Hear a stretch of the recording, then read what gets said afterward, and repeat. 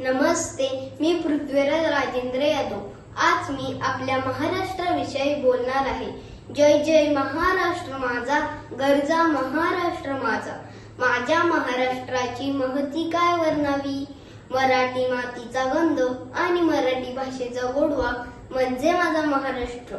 स्वराज्याची स्थापना करणाऱ्या महापराक्रमी शिवछत्रपती व त्यांच्या मावळ्यांचा महाराष्ट्र, समाज प्रबोधन करणाऱ्या ज्ञानोबा, तुकोबा, एकनाथ अशा संतांचा महाराष्ट्र, समाज सुधारक महात्मा फुले, शाहू महाराज, डॉक्टर आंबेडकर यांचा महाराष्ट्र, प्रत्येक मराठी माणसाचा अभिमान म्हणजे माझा महाराष्ट्र।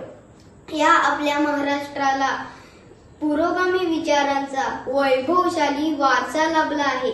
महापराक्रमी युगपुरुष, संत, समाजसुधारक, नेते, खेळाडू, कलावंत यांनी हा महाराष्ट्र घडविला आहे।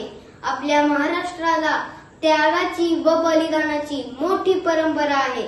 संयुक्त महाराष्ट्राच्या लढ्यात हुतात्म्यांनी दिलेल्या बलिदानामुळे 1 मे 1960 रोजी महाराष्ट्राची निर्मिती झाली। निर्मितीपासून आजपर्यंत महाराष्ट्र हे देशातील अव्वल राज्य आहे। अनेक क्षेत्रात महाराष्ट्राने नेत्रदीपक प्रगती केली आहे। खरंच महाराष्ट्र अद्भुत आहे।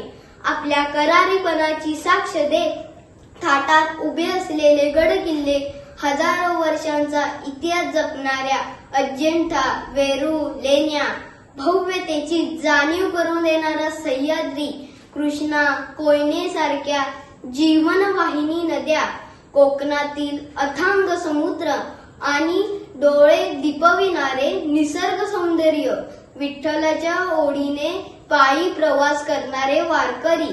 खरंच महाराष्ट्र अद्भुत आहे, पण खऱ्या अर्थाने या महाराष्ट्राला अद्भुत बनवितात इथली माणसं। त्यांच्याच कर्तृत्वाच्या जोरावर आज महाराष्ट्र खंबीरपणे उभा आहे।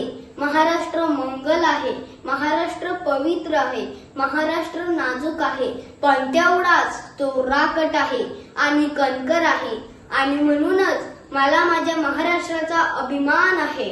बहु असोत सुंदर संपन्न की महा, प्रिय अमुचा एक महाराष्ट्र देश हा, प्रिय अमुचा एक महाराष्ट्र देश हा। जय हिंद, जय महाराष्ट्र, धन्यवाद।